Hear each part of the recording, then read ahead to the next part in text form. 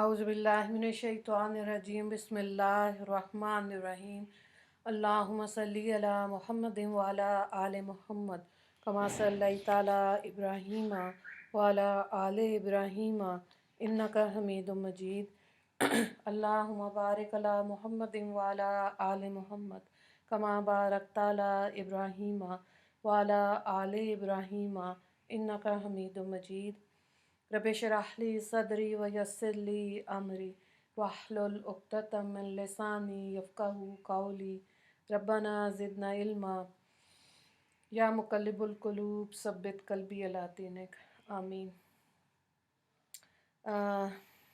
سورہ بنی اسرائیل ہم کر رہے ہیں اور رکوع نمبر آج اس کا 10 پارہ نمبر 15 میں ہے، آیت نمبر 75 سے دیکھیں۔ وَيَسْأَلُونَكَ عَنِ الرُّوحِ قُلِ الرُّوحُ مِنْ أَمْرِ رَبِّي وَمَا أُوتِيتُم مِّنَ الْعِلْمِ إِلَّا قَلِيلًا۔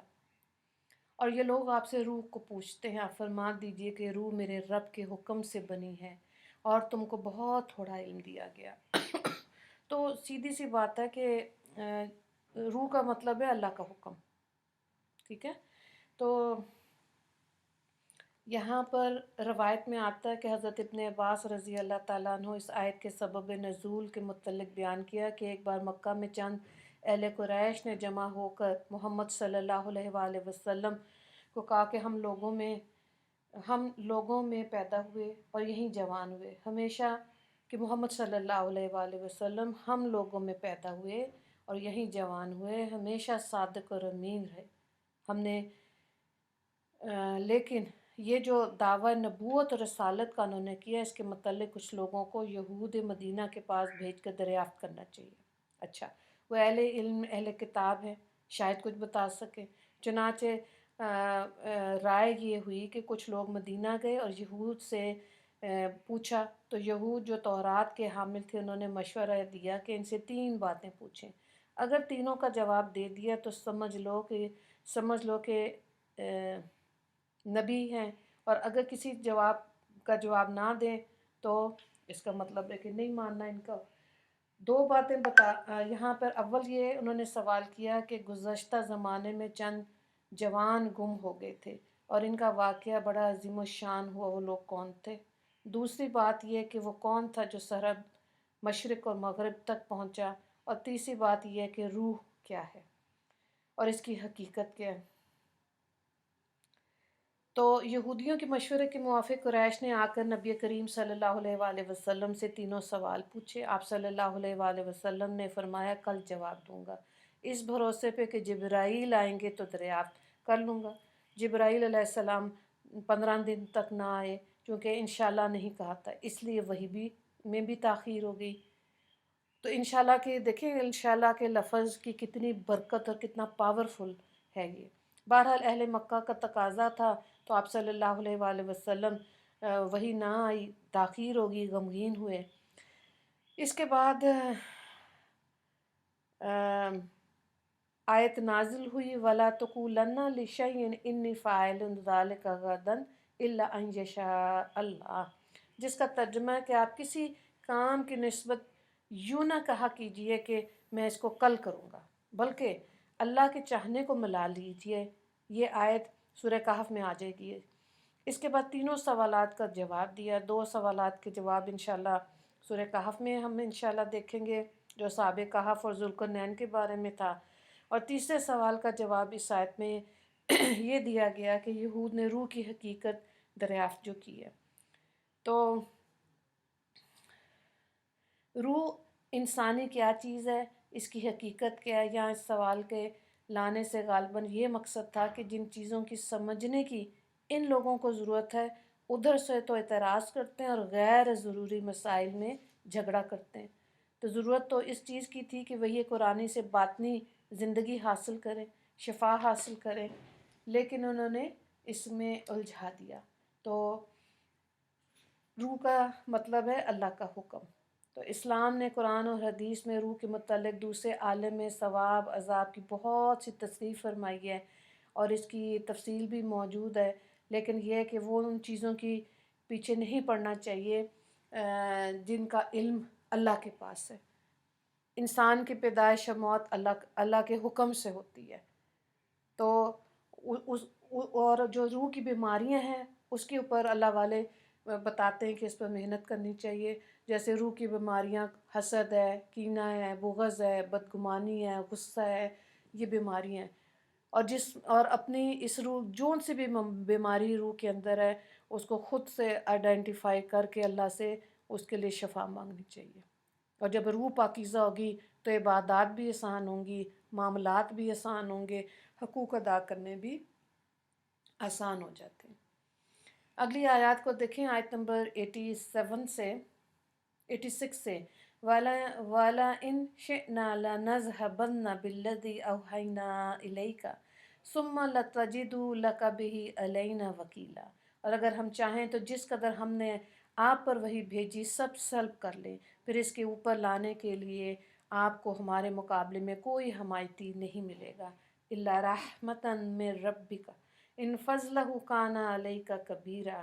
مگر یہ آپ کے رب کی رحمت ہے، بے شک آپ پر اس کا بڑا فضل ہے. کل ان اجتمعت الانسان والجن علی ان یأتوا بمثل ھذا القرآن لا یأتون بمثلہ ولو کان بعضهم لبعض ظہیرا. آپ فرما دیجئے کہ اگر تمام انسان اور جنات اس بات کے لیے جمع ہو جائیں کہ یہ ایسا قرآن بنا لائیں تب بھی ایسا نہ لا سکیں گے، اور اگرچہ ایک دوسرے کی مددگار بھی بن جائے. وَلَقَدْ صَرَّفْنَا لِلنَّاسِ فِي هَذَا الْقُرْآنِ مِنْ كُلِّ مَثَلٍ فَأَبَىٰ أَكْثَرُ النَّاسِ إِلَّا كَفُورًا. اور ہم نے لوگوں کے لیے اس قرآن میں ہر قسم کا عمدہ مضمون طرح طرح سے بیان کیا، پھر بھی اکثر لوگ بے انکار کیے ہوئے نہ رہے، یعنی کہ انکار کرتے رہے. ان آیات میں خطاب نبی کریم صلی اللہ علیہ وآلہ وسلم کو ہے، لیکن مقصد لوگوں کو بتانا ہے کہ اے لوگوں، قرآن کو اللہ کی ایک بڑی زبردست نعمت سمجھو. حضرت عبداللہ بن مسعود رضی اللہ تعالیٰ عنہ سے ایک روایت ہے کہ بالکل آخر زمانے میں قیامت کے قریب شام کی طرف سے ایک سرخ ہوا چلے گی. اس وقت قرآن کے ورقوں میں سے اور حافظوں کے دلوں میں سے قرآن سلب ہو جائے گا، ایک حرف بھی باقی نہیں رہے گا. تو یہاں پہلی آیت میں اللہ تعالیٰ اپنا فضل و کرم اور احسان بیان کرتے ہوئے قرآن کا جو علم نبی کریم صلی اللہ علیہ وآلہ وسلم کو بذریعہ وحی دیا اس کے بارے میں آ رہا ہے کہ اگر خدا چاہے تو وہ چھین لے اور پھر اس کو کوئی واپس بھی نہیں لا سکتا. لیکن یہ تو اللہ تعالیٰ کی نبی کریم صلی اللہ علیہ وآلہ وسلم پر بہت بڑی مہربانی ہے کہ جو پورا اور قرآن کا اعجاز ہے کہ جو سینوں میں سما جاتا ہے. اور اس کی تعلیم آپ صلی اللہ علیہ وآلہ وسلم امی تھے، لیکن انہوں نے قرآن کے نزول کے بعد اس کو مخلوق میں اس کو پڑھ کے سنایا. انسان اور جنات دونوں کو قرآن کے علم عطا کیا. اب یہ انسانوں پر منحصر ہے کہ کون اس علم میں سے کتنا لینا چاہتا ہے. تو آپ دیکھیں آج کے دور میں 8 سال سے بچے کو دیکھیں، 80 سال تک کے بوڑھوں کو دیکھیں، بہت سے لوگ ایسے ہیں جو حافظ قرآن ہیں، پورا کا پورا قرآن ان کے سینے میں موجود ہے.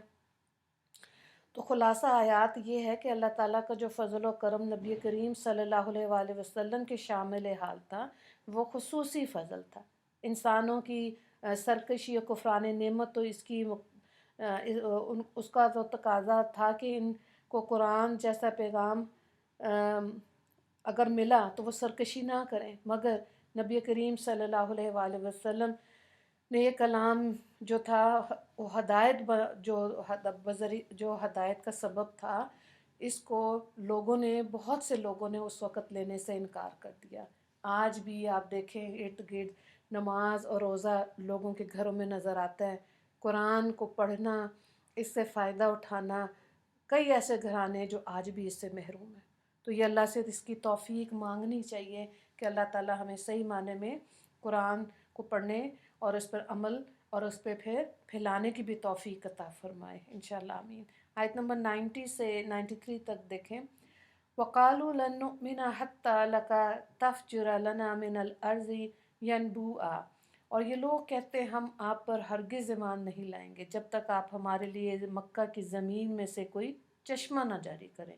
أَوْ تَكُونَ لَكَ جَنَّةٌ مِّن نَخِيلٍ وَأَعْنَابٍ تو فجر الانہارا خلالہا تفجیرا، یا خاص آپ کے لیے کھجور اور انگوروں کا کوئی باغ نہ ہو، پھر اس باغ کے بیچ بیچ میں جگہ جگہ بہت سی نہریں آپ جاری کر دیں۔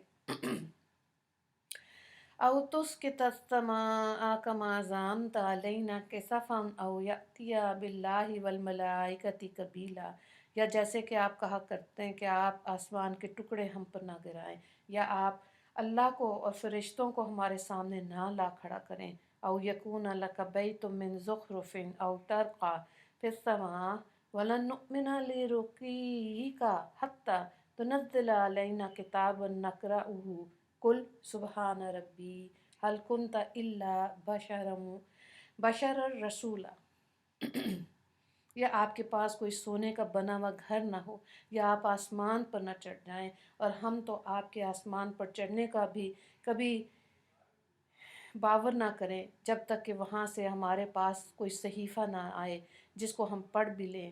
آپ فرما دیجئے کہ سبحان اللہ، میں بجوز اس کے کہ انسان ہوں مگر پیغمبر ہوں، اور کیا ہوں۔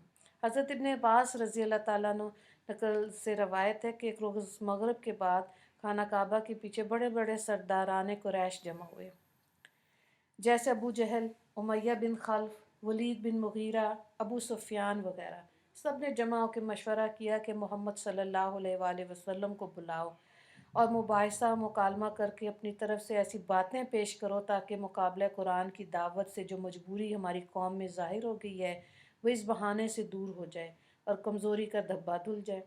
چنانچہ بے اتفاق رائے قاصد نبی کریم صلی اللہ علیہ وآلہ وسلم کے پاس کیا اور خبر دی کہ آپ کے قوم کے سردار جمع ہوئے ہیں اور آپ کو یاد کیا۔ آپ صلی اللہ علیہ وآلہ وسلم تو قوم کی ہدایت کے لیے ہی آئے۔ آپ کے جی میں آیا کہ بہت ممکن ہے خدا نے انہیں سمجھ دے دی ہو اور یہ راہ راست پر آ جائے، اس لیے فوراً ہی تشریف لے آئے۔ سرداران قریش نے گفتگو شروع کی اور کہنے لگے کہ آج ہم آپ پر حجت پوری کر دیتے ہیں تاکہ پھر ہم پر کسی قسم کا الزام نہ آئے، اسی لیے ہم نے آپ کو بلایا۔ واللہ کسی نے اپنی قوم کو اس مصیبت میں نہیں ڈالا ہوگا جو مصیبت تم نے ہم پر کھڑی کری۔ تم ہمارے دین کو برا کہتے ہو، ہمارے باپ دادوں پہ عیب لگاتے ہو، ہمارے دیوتاؤں اور معبودوں کو برا کہتے ہو، تم نے ہم پر تفریق ڈال دی، لڑائیاں کھڑی کر دی، تم نے ہمیں کسی برائی کو پہنچنے میں کسر نہیں چھوڑی۔ اب صاف صاف سن لیجئے کہ اور سوچ کر جواب دیجئے، اگر آپ کا ارادہ ان تمام باتوں سے جو آپ کہتے ہیں مال جمع کرنا ہے تو ہم موجود ہیں، ہم خود آپ کو اس قدر مال جمع کر دیتے ہیں کہ آپ کے برابر ہم میں سے کوئی مالدار نہ ہو، اور اگر آپ کا ارادہ یہ ہے کہ آپ ہم پر سرداری کریں ہم اس کے لیے بھی تیار ہیں، ہم آپ کی سرداری تسلیم کرتے ہیں اور آپ کی تابعداری کو منظور کرتے ہیں۔ یہاں تک یہ سب باتیں سن کر نبی کریم صلی اللہ علیہ وآلہ وسلم نے فرمایا کہ سنو، بحمدللہ مجھے کوئی دماغی عارضہ نہیں، اور نہ ہی میں اپنی اس رسالت کی وجہ سے مالدار بننا چاہتا ہوں، نہ کوئی سرداری کی لالچ ہے، نہ بادشاہ بننا چاہتا ہوں، بلکہ مجھے اللہ تعالیٰ نے تم سب کی طرف اپنا رسول برحق بنا کر بھیجا اور مجھ پر اپنی کتاب نازل کی اور مجھے حکم دیا کہ میں تمہیں خوشخبریاں سناؤں اور وعید بھی بتاؤں۔ تو میں نے اپنے رب کے پیغامات تمہیں پہنچا دیے، تمہاری سچی خیر خواہی کی، اگر تم قبول کرو گے تو تمہارے لیے اگلے جہان دونوں جہان بہتر، اور اگر نہ منظور کرو گے تو میں صبر کروں گا۔ تو یہاں تک نبی کریم اب سرداران جو تھے وہ آپ کی باتیں سن کر وہ خاموش ہو گئے، اور ان کی سمجھ سے یہ چیز جو انہوں نے کوشش کی تھی اس کا ان کو کوئی حاصل نہیں ملا، کیونکہ نبی کریم صلی اللہ علیہ وآلہ وسلم نے پھر رسالت کی بات کی، دین اسلام کی حقانیت اور سچائی کی بات کی، تو معلوم ہوا کہ رسالت کے لیے نہ فرمائشی معجزات کی تکمیل لازم ہے، نہ رسول و پیغمبر کے قبضے میں غیبی طاقت و قدرت کے خزانے، وہ تو اللہ کی مرضی کے حساب سے کام کرتے۔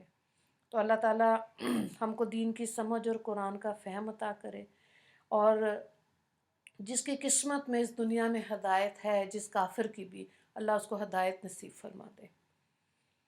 ایک ہی سوال ہے یہاں سے آپ کے لیے، روح سے کیا مراد ہے؟ آیت نمبر 85۔ دعا کر لیتے ہیں۔ یا اللہ آپ کا لاکھ لاکھ شکر ہے احسان کہ جس نے اپنے فضل و کرم سے ہم کو ایمان اور اسلام کی نعمت عطا فرمائی، اور قرآن جیسی کتاب اور حضور نبی کریم صلی اللہ علیہ وآلہ وسلم نبی عطا فرمائے۔ یا اللہ ان انعامات کی قدر اور حقیقی شکر گزاری کی توفیق عطا فرما دیجیے، اور ہم کو اپنے رسول پاک کا سچا امتی بنا دیجیے۔ یا اللہ اپنے فضل و کرم سے جب ہم کو قرآن جیسی نعمت عظمیٰ عطا فرمائی، اس نعمت کی قدردانی شکر گزاری کی توفیق عطا فرما دیجیے۔ اس قرآن کی سچی عظمت ہم کو نصیب فرما، اس کا علم، اس پر عمل اور اس کا ذوق و شوق، اس کے احکامات کی اتباع و تعلیمات کی پیروی نصیب فرما، اور اس نعمت کی ناشکری اور ناقدری کے وبال سے ہم کو بچا لینا۔ میرے مالک، یہ ملک جو اسلام کے نام پر وجود میں آیا، اس میں اب تک قرآن احکامات سے جو اعراض برتا گیا، ہمارے اے اللہ اس جرم عظیم کو معاف فرما، اس کو معاف فرما دیجیے، اور ہماری حکمرانوں کی آنکھیں قرآن اور اسلام کی طرف سے کھول دے، اور ہمیں قرآنی تعلیمات کو اپنانے کی توفیق عطا فرما دیجیے۔ وآخر دعوانا ان الحمد للہ رب العالمین۔ اللہم اغفر للمسلمین والمسلمات والمؤمنین والمؤمنات۔ السلام علیکم ورحمۃ اللہ وبرکاتہ۔